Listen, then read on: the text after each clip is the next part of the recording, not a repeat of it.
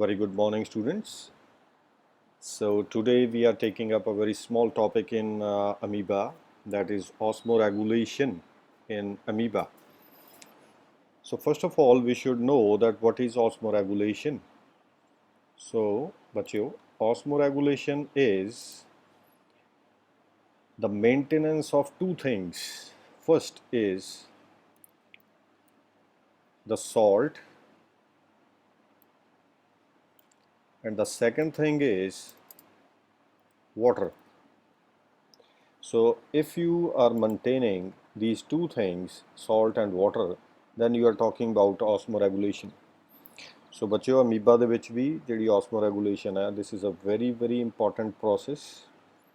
First of all, I should explain that why amoeba it requires osmoregulation. So amoeba ਨੂੰ ਇਹ osmoregulation ਕਿਉਂ ਚਾਹੀਦੀ ਹੈ? So suppose this is one amoeba, and ਇਹ ਜਿਹੜਾ amoeba it is living in fresh water. So it is living in fresh water. So ਜਿਹੜਾ fresh water ਹੁੰਦਾ ਬੱਚਿਓ, ਉਹਦੇ ਵਿੱਚ ਜਿਹੜੇ salts ਨੇ they are at very low concentration. So that means fresh water has got low salt concentration. So ਇਹਨਾਂ ਦੇ ਵਿੱਚ ਬਾਹਰ ਜਿਹੜਾ salt ਹੈ ਉਹ ਥੋੜਾ, बट अमीबा की बॉडी के अंदर कंपैरेटिवली जो सॉल्ट है वो ज़्यादा. So here we can write it as high salt concentration. So here we have high salt concentration inside the body of amoeba, and we have low salt concentration outside the amoeba. So now what happens, there is a process which is called as osmosis. Have you heard of osmosis? So osmosis, सब तो पहला तो ਆਪਾਂ ਨੂੰ ਇਹੀ ਦੇਖਣਾ ਪੈਣਾ ਕਿ osmosis ਕੀ ਚੀਜ਼ ਹੈ. So ਬੱਚਿਓ ਜਿਹੜੀ osmosis ਹੈ, this is it the movement of water or the solute? Yes, this is the movement of water. So osmosis is the movement of H2O, the water molecules. So there is nothing to do with the salt. ਜਿਹਦੀ ਆਪਾਂ ਹੁਣੇ ਗੱਲ ਕੀਤੀ ਹੈ ਕਿ ਬਾਹਰ salt ਥੋੜਾ ਹੈ, ਅੰਦਰ salt ਜ਼ਿਆਦਾ ਹੈ. ਸੋ osmosis ਦਾ ਇਹਦੇ ਨਾਲ ਵੈਸੇ ਕੋਈ ਲੈਣਾ ਦੇਣਾ ਸਿੱਧਾ ਨਹੀਂ ਹੈਗਾ, ਕਿਉਂਕਿ osmosis is the movement of water. ਅੱਛਾ ਹੁਣ ਦੇਖੀਏ, ਤੁਸੀਂ ਮੈਨੂੰ ਦੱਸੋ ਕਿ suppose I have two beakers. Suppose I have, this is beaker number 1 and this is the beaker number 2. ਦੋਵਾਂ ਦੇ ਵਿੱਚ ਹੀ we have got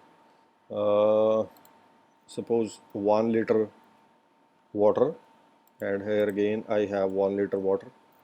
ਦੋਵਾਂ 'ਚ 1 ਲੀਟਰ ਪਾਣੀ ਹੈ, and ਇਹਦੇ ਵਿੱਚ ਹੈ suppose 1 kg sugar, ਪਰ ਦੂਜੇ 'ਚ ਹੈ 2 kg sugar. ਇਹ ਗੱਲ ਸਮਝ ਆ ਰਹੀ ਹੈ? Now I am trying to give you the basic concept of osmosis. ਅੱਛਾ ਹੁਣ ਤੁਸੀਂ ਦੱਸੋ ਵੀ ਦੋਵੇਂ ਬੀਕਰਸ ਦੇ ਵਿੱਚੋਂ ਕਿਸ ਬੀਕਰ ਦੇ ਵਿੱਚ ਪਾਣੀ ਜ਼ਿਆਦਾ as compared to the sugar? This is beaker number first. So here we have high sugar content. Sorry, this is high water content. So we should write it as high water content. So ਜੇ ਬੱਚਿਓ ਇੱਥੇ high water content ਹੈਗਾ ਇਸ ਵਾਲੇ ਪਾਸੇ, ਉਹ ਕਿਉਂ ਹੈ? ਕਿਉਂਕਿ ਇੱਥੇ ਸ਼ੂਗਰ ਥੋੜੀ ਹੈ, ਐਂਡ ਦੂਜੇ ਪਾਸੇ ਜੇ ਦੂਜੇ ਪਾਸੇ ਦੇਖਿਆ ਜਾਵੇ ਇੱਥੇ ਕੀ ਹੈ, it has got low water content, ਕਿਉਂਕਿ ਇੱਥੇ ਖੰਡ ਜ਼ਿਆਦਾ ਪਾਣੀ ਥੋੜਾ. ਦੂਜੇ ਪਾਸੇ ਖੰਡ ਥੋੜੀ ਸੀ, ਪਾਣੀ ਉਹਦੇ ਹਿਸਾਬ ਨਾਲ ਜ਼ਿਆਦਾ. ਸੋ ਹੇਅਰ ਵੀ ਕੈਨ ਰਾਈਟ, ਇਸ ਬੀਕਰ 'ਤੇ ਆਪਾਂ ਇਹ ਲਿਖ ਸਕਦੇ ਹਾਂ ਕਿ it has Gat more H2O. So it has got more water, and ਦੂਜੇ ਪਾਸੇ ਵੀ ਹੈ got less of water. I am talking about water now. ਬੱਚਿਓ ਇਹ ਗੱਲ ਆਈ ਥਿੰਕ ਤੁਹਾਨੂੰ ਕਲੀਅਰ ਹੋ ਗਈ ਹੈ। ਫਸਟ ਵੀ ਮੈਂ ਦੁਬਾਰਾ ਸਮਝਾ ਦਿੰਦਾ। ਪਹਿਲੀ ਗੱਲ ਓਸਮੋਸਿਸ ਕੀ ਹੈ? Osmosis is the movement of water. ਆਪਣੇ ਕੋਲ ਦੋ ਬੀਕਰ ਸੀ, ਇੱਕ ਦੇ ਵਿੱਚ 1 ਲੀਟਰ ਪਾਣੀ ਦੇ ਵਿੱਚ 1 ਕਿਲੋ ਖੰਡ ਹੈ, ਦੂਜੇ ਦੇ ਵਿੱਚ 1 ਲੀਟਰ ਪਾਣੀ 'ਚ 2 ਕਿਲੋ ਖੰਡ ਹੈ। ਦੋਵਾਂ 'ਚੋਂ ਪਹਿਲੇ 'ਚ ਖੰਡ ਘੱਟ ਹੈ, ਪਾਣੀ ਜ਼ਿਆਦਾ ਐਜ਼ ਕੰਪੇਅਰ ਟੂ ਸ਼ੂਗਰ। ਦੂਜੇ 'ਚ ਪਾਣੀ ਘੱਟ ਹੈ ਐਜ਼ ਕੰਪੇਅਰ ਟੂ ਸ਼ੂਗਰ, ਕਿਉਂਕਿ ਉੱਥੇ ਸ਼ੂਗਰ 2 kg ਹੈ। ਕਿਉਂਕਿ osmosis ਪਾਣੀ ਦੀ ਮੂਵਮੈਂਟ ਹੈ, so we are taking up these two criteria into account ਕਿ ਪਾਣੀ ਕਿੱਥੇ ਜ਼ਿਆਦਾ ਜਾਂ ਥੋੜਾ। ਸੋ ਇੱਥੇ ਵੀ have got more of water, here we have less of water. So water ਹਮੇਸ਼ਾ ਜ਼ਿਆਦਾ ਅਮਾਊਂਟ ਤੋਂ ਥੋੜੀ ਅਮਾਊਂਟ ਵੱਲ ਜਾਏਗਾ। So what will happen? The water will move from first beaker to the second beaker. ਸੋ ਇੱਥੇ ਮੈਂ ਬੀਕਰ ਇਸ ਕਰਕੇ ਲੈ ਰਿਹਾ ਕਿਉਂਕਿ ਆਪਾਂ ਐਗਜ਼ਾਮਪਲ ਲਈ ਸੀ, ਪਰ ਓਸਮੋਸਿਸ ਹਮੇਸ਼ਾ ਇੱਕ ਸੈਮੀ ਪਰਮੀਏਬਲ ਮੈਂਬਰੇਨ ਦੇ ਥਰੂ ਹੁੰਦੀ ਹੈ। So here should be a membrane. So this is a semi permeable membrane. So ਜੇ ਇਹ ਹੋਵੇ ਤਾਂ ਪਾਣੀ ਖੱਬੇ ਪਾਸਿਓਂ ਸੱਜੇ ਪਾਸੇ ਨੂੰ ਜਾਏਗਾ, from higher amounts to lower amounts. ਜੇ ਬੀਕਰ ਦੀ ਕੌਨਸਨਟ੍ਰੇਸ਼ਨ ਦੀ ਗੱਲ ਕੀਤੀ ਜਾਵੇ, ਫਿਰ ਕਿੱਥੇ ਕੌਨਸਨਟ੍ਰੇਸ਼ਨ ਜ਼ਿਆਦਾ ਹੈ ਬੱਚਿਓ? So here we have higher concentrated solution. So ਇੱਥੇ ਹੈਗਾ we have got low concentrated solution. So ਆਪਾਂ ਇਹ ਵੀ ਕਹਿ ਸਕਦੇ ਹਾਂ ਕਿ ਜਿਹੜਾ ਪਾਣੀ ਦੀ ਮੂਵਮੈਂਟ ਹੈ from low concentration from beaker number 1 has got low concentration towards the higher concentration, ਜਿਹੜੀ ਮੂਵਮੈਂਟ ਹੈ of water will be osmosis. ਇਹ ਗੱਲ ਸਮਝ ਆ ਗਈ ਤੁਹਾਨੂੰ ਸਾਰਿਆਂ ਨੂੰ? ਓਕੇ, ਹੁਣ ਇਹ ਵਾਲੀ ਜਿਹੜੀ ਆਪਣੀ ਡਾਇਗਰਾਮ ਹੈ ਓਸਮੋਸਿਸ ਦੀ, ਇਸ ਨੂੰ ਮੈਂ ਅਮੀਬਾ ਦੇ ਉੱਪਰ ਫਿੱਟ ਕਰਨ ਲੱਗਿਆ। ਸਾਰੇ ਮੈਕੈਨਿਜ਼ਮ ਨੂੰ we are taking to amoeba. Now just see, amoeba is living in low salt concentration. So outside we have got low salt concentration in the water because it is fresh water. ਅੰਦਰਲੇ ਪਾਸੇ we have got high salt concentration. So ਬੱਚਿਓ ਹੋਏਗਾ ਕੀ ਹੁਣ ਦੱਸੋ ਮੈਨੂੰ? Left ਵਾਲੀ diagram ਤੋਂ ਸੱਜੇ ਵਾਲੇ ਅਮੀਬਾ 'ਚ ਦੱਸੋ ਕੀ ਹੋਏਗਾ? ਸੋ ਆਪਾਂ ਇੱਕ ਚੀਜ਼ ਹੋਰ ਲਿਖ ਲਈਏ। If we have low salt concentration outside, then we have ਪਾਣੀ ਜ਼ਿਆਦਾ ਕਿ ਥੋੜਾ? ਹਾਈ ਵਾਟਰ कंटेंट, बिल्कुल सही। बाहर पानी ज़्यादा, सॉल्ट थोड़ा। अंदर की है सॉल्ट ज़्यादा एंड लो वाटर कंटेंट है। हुण तुसी खब्बे पासे देख लो भी आप ऑस्मोसिस की पढ़िया सी, पानी हमेशा हाई कंटेंट तो लो कंटेंट वाल जाएगा। सो दैट मीन्स कि water will move from high content to low content, like this. So what will happen that high amounts of water will go inside the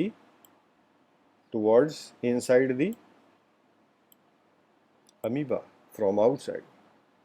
So बहुत सारा पानी will enter into the amoeba. So ਇਹਦੇ ਨਾਲ ਬੱਚਿਓ ਕੀ ਹੁੰਦਾ ਕਿ ਜਿਹੜਾ amoeba ਉਹਦੇ ਵਿੱਚ ਇੱਕ ਪ੍ਰੋਸੈਸ ਹੋਈ fresh water 'ਚ ਰਹਿਣ ਕਰਕੇ, it is called as, I am writing it as, it is called as endosmosis. Endosmosis ਦਾ ਮਤਲਬ ਹੈ ਪਾਣੀ ਦਾ ਕਿਸੇ ਸੈੱਲ ਦੇ ਅੰਦਰ ਜਾਣਾ ਜਾਂ ਕਿਸੇ ਬਾਡੀ ਦੇ ਅੰਦਰ ਜਾਣਾ। ਸੋ ਕਿਉਂਕਿ ਅਮੀਬਾ ਫਰੈਸ਼ ਵਾਟਰ ਦੇ ਵਿੱਚ ਰਹਿੰਦਾ, ਇਸ ਕਰਕੇ ਇਹ ਪ੍ਰੋਬਲਮ ਉਹਨੂੰ 24 ਘੰਟੇ ਰਹਿੰਦੀ ਹੈ। 24 ਘੰਟੇ ਉਹਦੇ ਵਿੱਚ ਪਾਣੀ ਆ ਰਿਹਾ, ਐਂਡੋਸਮੋਸਿਸ ਹੋ ਰਹੀ ਹੈ। ਸੋ ਐਂਡੋਸਮੋਸਿਸ ਕਰਕੇ ਅਮੀਬਾ ਦੇ ਵਿੱਚ ਕੀ ਹੋਏਗਾ? So due to this endosmosis, amoeba will swell up, वो swell कर जाएगा। सो वो swell करके काफ़ी मोटा हो जाएगा, ठीक है। It will be big in size. So जे वो बिग हो गया साइज ਦੇ ਵਿੱਚ, then प्रॉब्लम ਕੀ ਹੈ ਕਿ ਬਰਸਟਿੰਗ ਦੀ ਪ੍ਰੋਬਲਮ ਆ ਸਕਦੀ ਹੈ। ਸੋ ਅਮੀਬਾ ਕੈਨ ਬਰਸਟ ਆਲਸੋ। ਸੋ ਜੇ ਉਹ ਬਰਸਟ ਕਰ ਗਿਆ ਫਿਰ ਤਾਂ amoeba is gone, amoeba will die. So if it will swell more, it will burst out. So ਜਿਹੜੀ bursting ਹੈ that will end amoeba. So amoeba swell ਹੋਣ ਨੂੰ ਬਚਾਉਂਦਾ, swelling ਨੂੰ ਬਚਾਉਂਦਾ। ਜਿਹੜਾ ਉਹਦੇ ਵਿੱਚ ਪਾਣੀ ਫਾਲਤੂ ਦਾ ਆ ਰਿਹਾ 24 ਘੰਟੇ, ਉਹ ਉਹਨੂੰ ਬਾਹਰ ਕੱਢੇਗਾ। ਐਂਡ ਇਹੀ ਪਾਣੀ ਨੂੰ ਬਾਹਰ ਕੱਢਣ ਦੀ ਪ੍ਰੋਸੈਸ ਨੂੰ ਕਹਿੰਦੇ ਆ osmoregulation. So that's how amoeba requires osmoregulation. So ਅਜੇ ਤੱਕ ਮੈਂ ਤੁਹਾਨੂੰ ਇਹ ਦੱਸਿਆ ਹੈ ਕਿ ਅਮੀਬਾ ਨੂੰ ਓਸਮੋ ਰੈਗੂਲੇਸ਼ਨ ਦੀ ਕੀ ਲੋੜ ਆ, ਠੀਕ ਹੈ। So I think you are very much clear ਕਿ ਅਮੀਬਾ ਨੂੰ ਕਿਉਂ ਲੋੜ ਆ। ਬੜੀ ਸਿੰਪਲ ਗੱਲ ਹੈ ਕਿ ਉਹ ਫਰੈਸ਼ ਵਾਟਰ 'ਚ ਰਹਿੰਦਾ, ਇਸ ਕਰਕੇ ਉਹਦੇ 'ਚ 24 ਘੰਟੇ ਪਾਣੀ ਅੰਦਰ ਆਉਂਦਾ ਰਹਿੰਦਾ। ਸੋ ਉਹਦੇ ਕਰਕੇ ਅਮੀਬਾ ਸਵੈਲ ਕਰ ਸਕਦਾ, ਬਰਸਟ ਵੀ ਕਰ ਸਕਦਾ। ਸੋ ਇਸ ਕਰਕੇ ਉਹਨੂੰ ਫਾਲਤੂ ਪਾਣੀ ਬਾਹਰ ਕੱਢਣ ਦੀ ਲੋੜ ਆ, ਠੀਕ ਹੈ। Now in the second section we will be talking about the process of osmoregulation. So let us start with it. Now ਹੁਣ ਬੱਚਿਓ ਆਪਾਂ ਗੱਲ ਕਰਦੇ ਹਾਂ ਕਿ ਅਮੀਬਾ osmoregulation ਨੂੰ ਕਰਦਾ ਕਿੱਦਾਂ। What is the process of osmoregulation? So I am again drawing one amoeba. So suppose this is our amoeba. ਸੋ ਇੱਥੇ ਸਰਕਲ ਹੀ ਬਣ ਰਿਹਾ। So I am drawing a circle for amoeba. ਤੁਸੀਂ ਇਹਦੀ ਕੋਈ ਵੀ ਸ਼ੇਪ ਬਣਾ ਸਕਦੇ ਹੋ, ਠੀਕ ਹੈ। ਸੋ ਅਮੀਬਾ ਦੇ ਵਿੱਚ ਬੱਚਿਓ ਇੱਕ ਤੁਸੀਂ ਪਲਾਜ਼ਮਾ ਮੈਂਬਰੇਨ ਬਾਰੇ ਇਹ ਪੜ੍ਹਿਆ ਹੋਣਾ ਹੈ ਕਿ plasma membrane is very dynamic and fluid. So ਜਦੋਂ ਸੈੱਲ ਬਾਇਓਲੋਜੀ 'ਚ ਆਪਾਂ ਪੜ੍ਹਦੇ ਹਾਂ, ਸੋ ਉੱਥੇ ਆਪਾਂ ਫਲੂਇਡ ਮੋਜ਼ੈਕ ਮਾਡਲ ਵੀ ਪੜ੍ਹਦੇ ਹਾਂ। ਸੋ ਆਪਾਂ ਨੂੰ ਇਹ ਪਤਾ ਕਿ ਜਿਹੜੀ ਪਲਾਜ਼ਮਾ ਮੈਂਬਰੇਨ ਹੈ ਉਹ ਕਿਤੋਂ ਰਪਚਰ ਹੋ ਜਾਂਦੀ ਹੈ ਤਾਂ ਉਹ ਬਣ ਵੀ ਸਕਦੀ ਹੈ, ਉਹ ਕਿਤੋਂ ਪਿੰਚ ਆਫ ਵੀ ਹੋ ਸਕਦੀ ਹੈ, ਠੀਕ ਹੈ। ਸੋ ਹੁੰਦਾ ਕੀ ਹੈ ਕਿ ਇਹਦੀ ਪਲਾਜ਼ਮਾ ਮੈਂਬਰੇਨ ਪਿੰਚ ਆਫ ਹੋ ਕੇ ਬੜੇ ਛੋਟੇ ਛੋਟੇ ਵੈਸੀਕਲ ਬਣਦੇ ਆ। So I am making small vesicles. These are called as, the name is contractile vesicles. So they are very small in size. ਸੋ ਬੱਚਿਓ ਇਹ ਉਹ ਵੈਸੀਕਲ ਨੇ ਜਿਹੜੇ ਬਾਅਦ ਦੇ ਵਿੱਚ ਓਸਮੋ ਰੈਗੂਲੇਸ਼ਨ ਕਰੂਗੇ, ਠੀਕ ਹੈ। ਸੋ ਆਪਾਂ ਦੇਖਦੇ ਹਾਂ ਕਿੱਦਾਂ। ਸੋ ਇਹ ਜਿਹੜੇ ਛੋਟੇ ਵੈਸੀਕਲਸ ਆ ਇਹ ਕਿੱਦਾਂ ਬਣੇ ਨੇ, from pinching off the plasma membrane of amoeba. Okay now ਹੁਣ ਇਹ ਵੈਸੀਕਲਸ ਅੰਦਰ ਆ ਚੁੱਕੇ ਨੇ ਅਮੀਬਾ ਦੇ ਵਿੱਚ। ਨਾਓ ਦੇ ਵਿਲ ਜੁਆਇਨ ਟੂਗੈਦਰ। ਇਹ ਬੱਚਿਓ ਆਪਸ ਦੇ ਵਿੱਚ ਜੁਆਇਨ ਕਰ ਜਾਂਦੇ ਆ ਐਂਡ ਜੁਆਇਨਿੰਗ ਤੋਂ ਬਾਅਦ ਇੱਕ ਵੱਡਾ ਵੈਕਿਊਲ ਬਣਦਾ। It will make a big vacuole which is called as contractile vacuole. ਸੋ ਜਿਹੜਾ contractile vacuole ਆ ਉਹ ਕਿੱਥੋਂ ਬਣਿਆ, from joining of these small vesicles. ਸੋ ਛੋਟੇ ਛੋਟੇ ਵੈਸੀਕਲ ਮੈਂਬਰੇਨ ਤੋਂ ਜਿਹੜੇ ਬਣੇ ਸੀ ਉਹ ਆਪਸ 'ਚ ਇਕੱਠੇ ਹੋਣਗੇ ਤੇ ਇੱਕ ਵੱਡਾ ਵੈਕਿਊਲ ਬਣ ਜਾਏਗਾ। ਸੋ ਇਹਨੂੰ ਕੰਟਰੈਕਟਾਈਲ ਵੈਕਿਊਲ ਕਿਉਂ ਕਹਿੰਦੇ ਨੇ, ਕਿਉਂਕਿ ਇਹ ਕੰਟਰੈਕਟ ਕਰ ਸਕਦਾ ਜਿੱਦਾਂ ਹਾਰਟ ਕੰਟਰੈਕਟ ਕਰਦਾ। ਸੋ ਹਾਰਟ ਦੇ ਵਿੱਚ ਆਪਾਂ ਇਹ ਚੀਜ਼ ਪੜ੍ਹੀ ਹੋਈ ਹੈ ਕਿ we have got 2 types of strokes. First is called as systole ਤੇ ਦੂਜਾ ਕਿਹੜਾ ਹੁੰਦਾ, ਡਾਇਆਸਟੋਲ। ਸੋ ਸਿਸਟੋਲ ਦਾ ਮਤਲਬ ਹੁੰਦਾ ਕੰਟਰੈਕਟ ਕਰਨਾ, ਡਾਇਆਸਟੋਲ ਦਾ ਮਤਲਬ ਹੁੰਦਾ ਰਿਲੈਕਸ ਕਰਨਾ। ਸੋ ਬਿਲਕੁਲ ਇੱਦਾਂ ਹੀ ਜਿਹੜਾ ਕੰਟਰੈਕਟਾਈਲ ਵੈਕਿਊਲ ਆ ਉਹ ਵੀ ਦੋਵੇਂ ਪ੍ਰੋਸੈਸਿਸ, ਦੋਵੇਂ ਟਾਈਪ ਦੇ ਸਟ੍ਰੋਕ ਸ਼ੋ ਕਰਦਾ। ਇਹ ਕੰਟਰੈਕਟ ਵੀ ਕਰ ਸਕਦਾ, ਇਹ ਰਿਲੈਕਸ ਵੀ ਕਰ ਸਕਦਾ। ਸੋ ਹੁੰਦਾ ਕੀ ਆ ਕਿ ਜਿਹੜਾ ਇਹ ਕੰਟਰੈਕਟਾਈਲ ਵੈਕਿਊਲ ਆ, ਇਹ ਸਾਰੇ ਦਾ ਸਾਰਾ ਪਾਣੀ ਜਿਹੜਾ ਫਾਲਤੂ ਅਮੀਬਾ ਦੇ ਵਿੱਚ ਆਇਆ ਸੀ, suppose if I am drawing one arrow just like this, ਇਹ ਪਾਣੀ ਕਿੱਥੋਂ ਆਇਆ? ਇਹ ਪਾਣੀ ਬਾਹਰੋਂ ਆਇਆ ਸੀ। ਕਿਹੜੀ ਪ੍ਰੋਸੈਸ ਨਾਲ? ਹੁਣੇ ਆਪਾਂ ਪਿੱਛੇ ਪੜ੍ਹੀ ਸੀ ਫਸਟ ਪਾਰਟ ਦੇ ਵਿੱਚ, that was endosmosis.